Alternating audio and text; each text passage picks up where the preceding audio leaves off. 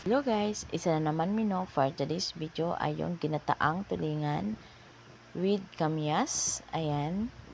So, meron ako ditong kamyas, luya, bawang sibuyas, at kamatis.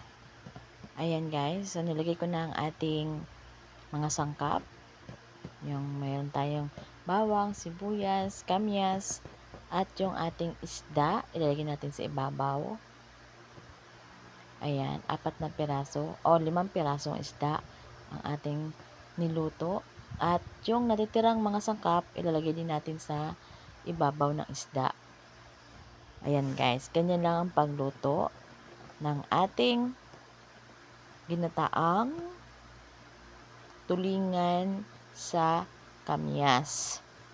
Ayan, naglagay ko dito ng tubig. Merong kamyas. Yun yung pampaasim natin guys, kamyas. So, ginanyan ko muna siya, pinaksi ko muna yan. At saka lagyan natin ng kamatis. Ayan guys. Ganyan lang ang pagluto ng aking version na ginataang tulingan sa kamyas. Lagyan ko na rin ng ating sili haba at yung ating gata. Guys, ako kasi pinapatuyo ko muna bago ilalagay natin ang ating gata. Ayan. So, talagang kakang gata ang aking nilagay dyan guys. Yung nasa inkan. Ayan. Pero mas masarap sana yung pure. Yung talagang fresh na gata. Ayan. Pero wala tayong fresh. Kaya yung nasa inkan na lang ang ating nilagay. Ayan guys. Huwag masyadong haluin para hindi madurog ang ating isda. At wag lang halu-haluin. Ayan lang guys. Hanggang sa kumulo ang ating nilagay na gata. Lagyan natin ng konting asin at sugar. Meron na rin yung paminta guys. At nilagay na natin ang ating pichay. Una kong nilagay guys ay yung tangkay. Ayan kasi ito ay medyo matigas. Ayan, takpan mo na saglit. Then, 5 minutes. After 5 minutes guys, bubuksan na ulit natin yan. Ayan. So, kulong-kulo na siya at ito ay malapit na maluto. Ilalagay na natin ang natitirang pichay. Yung may dahon na guys.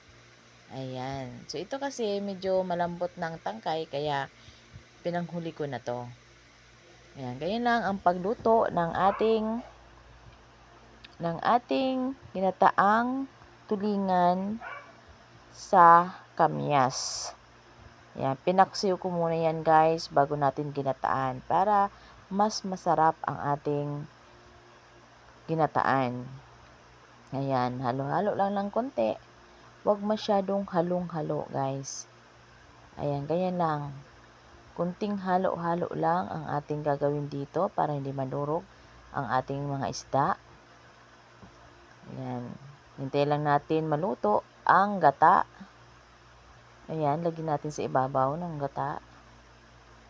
Ayan, ito ay napaka-creamy. Creamy ginataang tulingan sa kamyas. Masarap yung kamyas kasi maasim talaga. Ayan, dagdagan pa natin ng konting asin kasi sa panlasa ko ay medyo matabang pa. Ayan guys, so ganyan lang ang halo-halo. Sa gilid lang hinahalo yan guys. Huwag sa gitna para hindi madurog ang ating mga isda. Ayan. So, luto na yan guys. Masarap din yung may konting sabaw-sabaw ang ating ginataan. At ayan na guys. Luto na ang ating ginataang tulingan sa kamyas.